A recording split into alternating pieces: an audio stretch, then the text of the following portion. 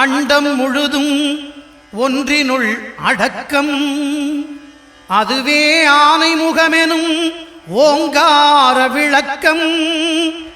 சுழலும் கோள்கள் அவன் சொல் கேட்கும், அவனை தொழுதால் போதும் நல்லதே நடக்கும்.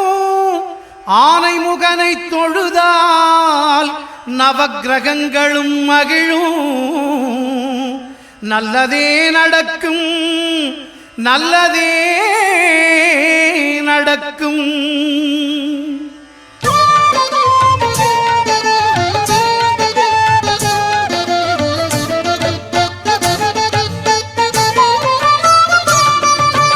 ஒன்பது கோளும் ஒன்றாய் காண